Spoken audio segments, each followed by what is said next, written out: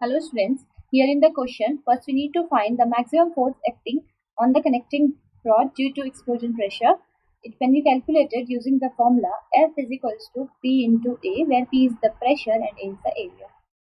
Next we need to find the maximum bending moment, and it can be calculated using M equals to F into L upon 4.